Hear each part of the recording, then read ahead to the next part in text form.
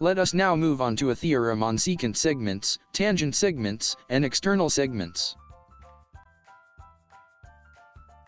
Let us have theorem number 1.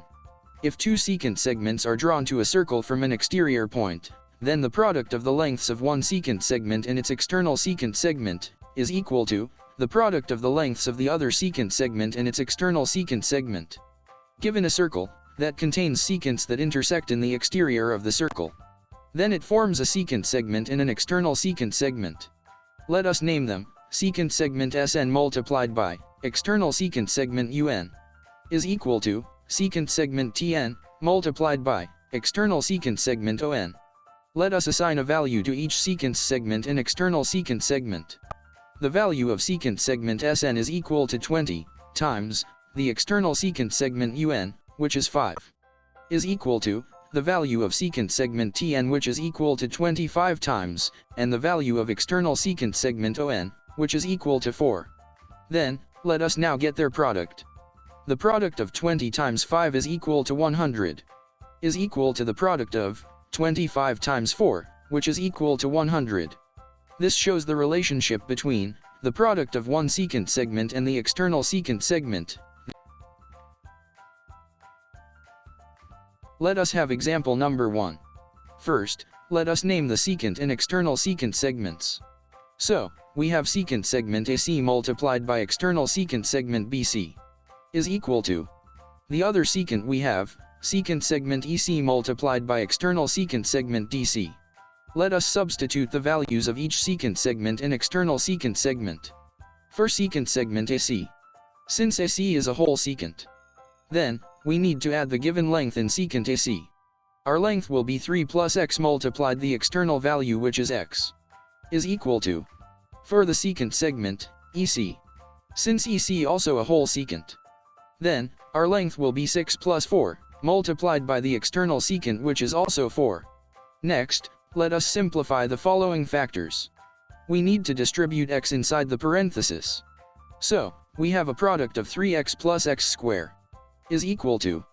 We will also do a distributive process on the other side. Then, we have a product of 24 plus 16. Next, let us arrange each term according to descending exponents. Let's start with x squared followed by plus 3x is equal to 24 plus 16 is equal to 40. Let us move the 40 to the other side to transform a quadratic equation using the additive inverse. Meaning, we will add both sides of the equation by the inverse of positive 40. The inverse of positive 40 is negative 40. So, we add a negative 40 on both sides of the equation.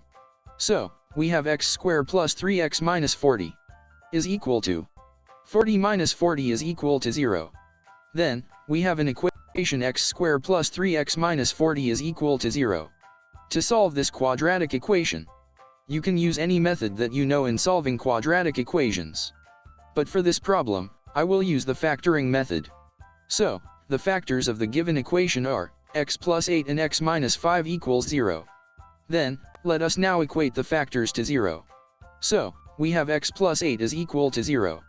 And x minus 5 is equal to 0. Now let us solve for the value of x. For x plus 8 is equal to 0. We need to transpose positive 8 to the other side of the equation. Then, we have x equal to negative 8. For x minus 5 is equal to 0. We need to transpose negative 5 to the other side of the equation. Then, we have x is equal to positive 5. We all know that there is no negative length. Therefore, x is equal to positive 5 is the solution or the value of x that we're looking for. Let us have example number 2. First, let us name the secant and external secant segments. So, we have secant segment RT multiplied by external secant segment ST is equal to the other secant we have, secant segment CT multiplied by external secant segment WT. Let us substitute the values of each secant segment and external secant segment. For secant segment RT, since the secant RT is whole secant, then we need to add the given length of secant RT. Our length will be 19 plus 8 multiplied the external value, which is 8, is equal to, for the secant segment CT, since CT is a whole secant, then we will also add the given length of CT. Our length would be x plus 9 multiplied by the external secant, which is 9. Next, let us simplify the following factor. So, we need to distribute 8 inside the parenthesis. So, we have a product of 152 plus 64 is equal to. We will also do a distributive process on the other side.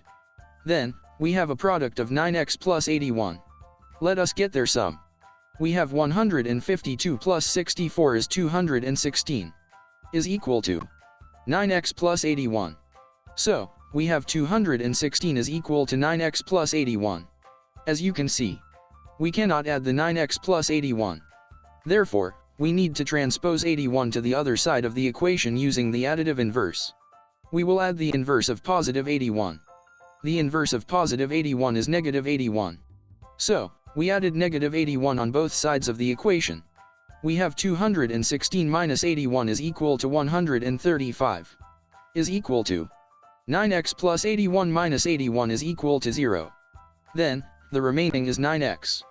To solve the value of x we divide both sides by 9. Therefore, 135 divided by 9 equals 15.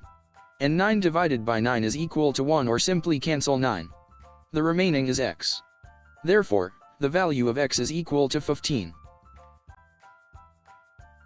For more videos on mathematics, please don't forget to subscribe.